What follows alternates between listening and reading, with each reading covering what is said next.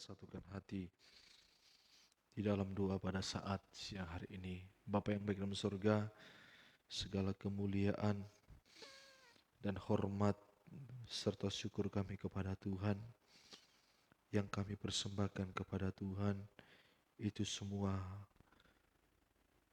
berkat Tuhan yang begitu ajaib yang sudah kami rasakan di tengah-tengah kehidupan kami sekaliannya, di dalam pengikutan kami kepada Tuhan. Dan kami percaya apapun yang kami hadapi dan kami alami, kuasa Tuhan terus akan menolong kami. Tuhan terus memperhatikan kehidupan kami sekaliannya, dan tidak akan pernah terlambat apa yang menjadi kehendak Tuhan dalam setiap kehidupan kami. Itu sebabnya kami tidak bisa berbuat apa-apa di tengah-tengah dunia ini, tapi yang bisa kami kerjakan, kami hanya terus bersandar kepada Tuhan. Kami terus berharap kepada Tuhan yang bisa menolong kami dan mempercayakan segala berkat rohani kepada kami. Kami akan segera siapkan hati kami untuk dengar firman Tuhan. Di dalam nama Tuhan Yesus Kristus kami berdoa. Haleluya, puji Tuhan. Amin. Puji Tuhan, saudara-saudara yang terkasih dalam nama Tuhan Yesus Kristus. Kesempatan siang ini kita kembali ada dalam bait ini, dalam bait Allah, untuk kita kembali bersama-sama beribadah dan melayani Tuhan. Saudara harus meyakini bahwasannya setiap apa yang kita kerjakan di tengah-tengah dunia ini tidak akan pernah sia-sia.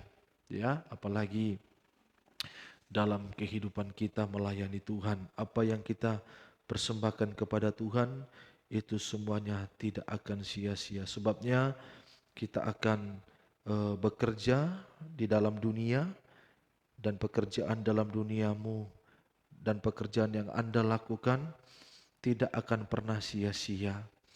Ya, sebab saudara akan mendapatkan upah dari apa yang saudara kerjakan. Begitu juga dalam pekerjaan Tuhan.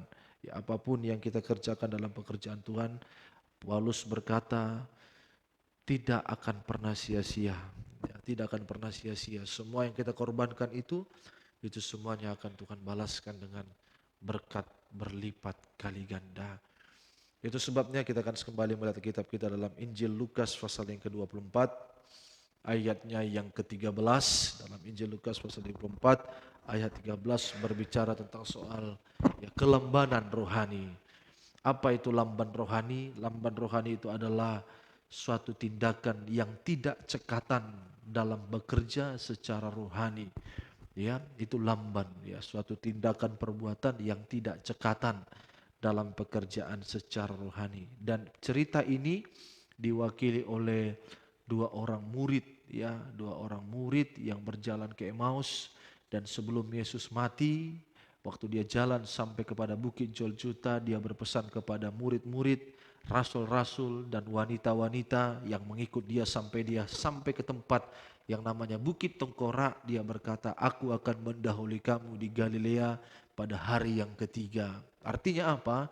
Dalam suatu percakapan narasi cerita itu, Yesus berkata bahwasanya dia bukan mati untuk selama-lamanya, tapi dia akan bangkit pada hari yang ketiga. Tetapi perkataan itu hanya sebatas perkataan yang didengar oleh pengikut Kristus, termasuk murid-murid dan orang-orang yang mengikut dia, wanita-wanita yang ada di tengah perjalanan Yesus sampai dia kepada Bukit Golgota. Dan mereka waktu pada hari ketiga mereka tidak berjumpa dan menjumpai Yesus di Galilea, mereka datang ke kuburan, ya, datang ke kuburan, sehingga penjaga kubur sampai di sana berkata kepada wanita-wanita itu, kenapa kamu mencari dia yang hidup di antara yang mati? Sebabnya dia kan sudah bangkit, ya, dia bangkit. Tetapi wanita-wanita dan murid-murid ini tidak percaya akan kebangkitan Kristus, dan mereka hidup dalam suasana ketidakpercayaan, ya, mereka tidak percaya. Waktu Yesus bangkit pun dia menampakkan diri di sebuah kamar kepada 12 murid. Murid-murid juga tidak percaya Yesus yang mati itu bangkit, sehingga Thomas berkata, kalau memang itu engkau pribadi Mesias yang kami sembah, tunjukkan tanganmu yang berlubang paku dan lambungmu yang tertikam. Mereka tidak percaya. Waktu Yesus mati mereka takut. Ya, waktu Yesus mati mereka takut. Waktu Yesus bangkit mereka tidak percaya. Dan itu gambaran daripada kita umat Tuhan. Saat Tuhan perhadapkan kita dengan suatu penderitaan, kita takut dalam penderitaan itu. Kita lari dalam penderitaan itu. Tetapi saat Yesus mau membangkitkan, dia bangkit dalam tubuh kemuliaan. Dia bangkit menampilkan pribadi yang ajaib. Juga kita tidak percaya seperti murid-murid. Saat kita dalam penderitaan kita mengalami ketakutan. Tapi saat Tuhan mau angkat kita, kita juga tidak percaya akan kuasa Tuhan yang mampu mengangkat kita. Itu sebabnya waktu Yesus bangkit, ya dia berkata, ya aku akan mendahului kamu ke Galilea. Tapi murid-murid itu tidak percaya. Itulah lamban rohani. Yesus menampilkan suatu pribadi yang ajaib, tetapi karena rohani kita lamban, kita tidak bisa melihat keajaiban Tuhan itu. Itu sebabnya biarlah hari-hari ini kita jangan jadi kehidupan yang lamban, tetapi kita harus dewasa secara rohani. Apa itu yang tanda orang dewasa secara rohani? Yakobus 1 ayat ke-19 ya. Yakobus pasal 1 ayat yang ke-19. Apa itu tanda dari kedewasaan rohani? Supaya kita tidak memiliki rohani yang lamban dalam apapun ya. Kita tidak lamban dalam pekerjaan kita, tetapi kita terus belajar. Semakin hari semakin kita mau menjadi kehidupan yang dewasa secara rohani. Hai saudara-saudara yang kekasih, ingatlah hal ini. Setiap orang hendaklah cepat untuk mendengar. Itu perhatikan. Jadi inilah orang yang tidak lambat itu. Ya, pertama dia cepat untuk mendengar. Apa yang didengar? Iman timbul dari pendengaran akan pendengaran firman Kristus. Ya, iman itu timbul dari mendengar firman. Ya, iman timbul bukan dari mengadakan mujizat, bukan kita mengalami banyak.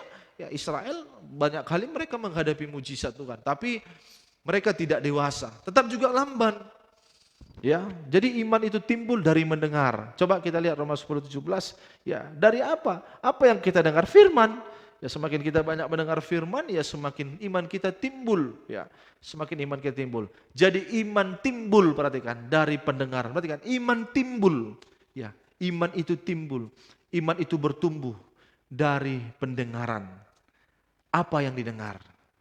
Gosipkah, dustakah, perkataan-perkataan kotorkah, perkataan-perkataan fitnah? Bukan. Dan pendengaran oleh firman Kristus. Jadi semakin kita banyak mendengar firman, semakin iman kita itu akan timbul. Kembali dalam Yakobus tadi. Jadi ini, ya cepat untuk mendengar. Ya, Yakobus 1:19. Mari dalam Yakobus 1 ayat yang ke-19. Hai saudara-saudaraku yang kekasih, ingatlah akan hal ini. Setiap orang hendaklah cepat untuk mendengar. Perhatikan, apa yang didengar? Firman. Firman yang kita dengar itu menimbulkan iman, kepercayaan, suatu keyakinan. Ya, walaupun di tengah-tengah dunia yang sulit dan tidak ada kepastian. Tapi kalau kita mau mendengar firman, ya, Malaki katakan demikian, hidup orang yang fasik itu seperti jerami. Hidup orang yang tidak mendengar firman itu seperti jerami, ya, yang akan dipersiapkan untuk dibakar. Tetapi perhatikan, kalau kita mendengar firman, hidup kita ini jadi hidup yang kekal. Ya, hai saudara-saudara yang kukasih, ingatlah hal ini. Setiap orang hendaklah cepat untuk mendengar, tetapi lamban untuk berkata-kata dan juga lamban untuk marah. Nah ini, jadi orang dewasa rohani itu yang pertama tandanya dia cepat untuk mendengar firman. Sehingga kalau kita cepat untuk mendengar firman, kita juga lamban untuk berkata-kata, lamban untuk marah. Ya, jadi orang-orang yang suka marah itu sebenarnya itu lamban rohaninya itu. Belum dewasa rohaninya. Sekalipun mungkin ada kesalahan satu dengan yang lain, tetapi Alkitab catat boleh marah, tapi jangan kehilangan kasih.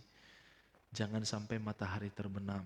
Ya, ya, sebagai apapun pekerjaan saudara, suami kah, sebagai pimpinan kah, kalau mungkin ada yang tidak cocok, boleh marah, tetapi dengan kasih.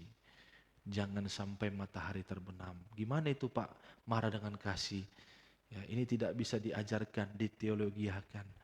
Tapi engkau yang tahu, ya, hatimu berbicara.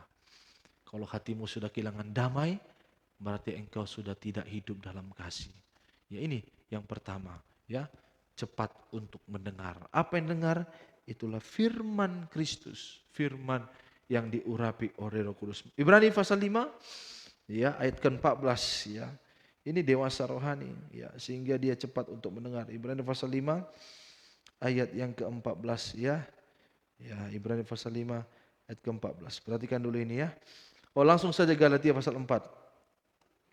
Ya, ayat yang ke-17 ya. Mari. Jadi cepat untuk mendengar firman ya. Mari. Ya. Itulah orang yang dewasa rohani, jangan lambat. Dengar firman. Ya, firman. Ya, dimanapun kita berada, sekarang sosial media sudah ada, canggih-canggih. Mari kita dengar firman.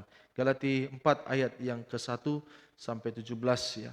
Yang dimaksud ialah selama seorang ahli waris belum akil balik, ya, belum akil balik, belum dewasa, pada sedikit pun ia tidak berada dengan seorang hamba, sungguh pun ia adalah Tuhan dari segala sesuatu, tetapi ia berada di bawah perwalian dan pengawasan sampai pada saat yang telah ditentukan, sampai selanjutnya. Nanti saudara baca di belum akil balik, belum dewasa rohani. Kenapa? Karena dia tidak dipenuhkan Roh Kudus. Ya. Jadi orang yang dewasa rohani itu tanda pertama supaya tidak lamban dia suka mendengar firman. Yang kedua, dia harus mengalami suatu pekerjaan kepenuhan Roh Kudus. Ya, kepenuhan Roh Kudus. Jadi gereja Tuhan itu harus butuh Roh Kudus. Ingat ya.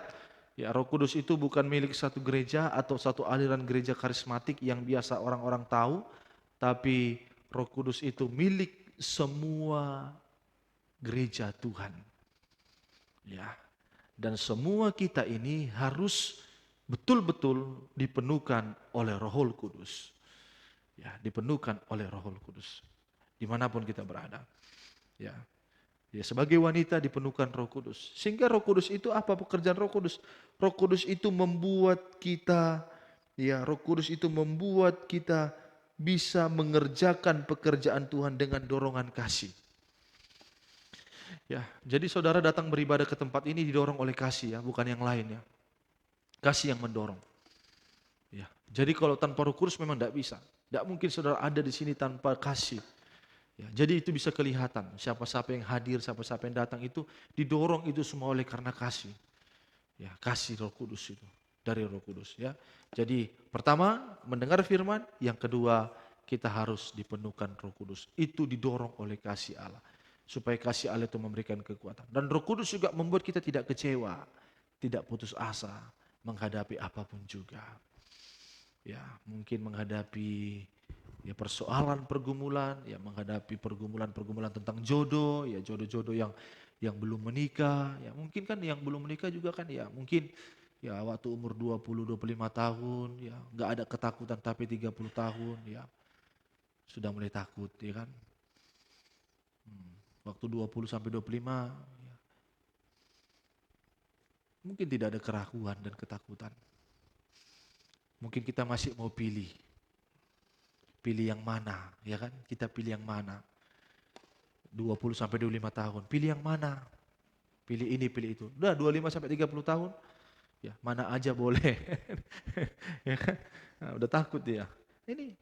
Tapi kalau Roh Kudus tak ada ketakutan, ya. Semuanya kan Tuhan tolong, pergumulan kita, air mata kita, ya, penderitaan kita. Yang penting Roh Kudus itu ada dalam hidup kita. Maka Tuhan yang akan menolong kita. Mari. Berapapun harga yang harus ku bayar, ku kan tetap setia melayani, mengasihimu, mengiringmu seumur hidupku. Janjimu kan tetap ku pegang teguh, sampai ku dapat mahkota kehidupan, melayani, mengasihimu, mengiringmu seumur hidupku. Janjimu kan tetap ku pegang teguh, sampai ku dapat mahkota kehidupan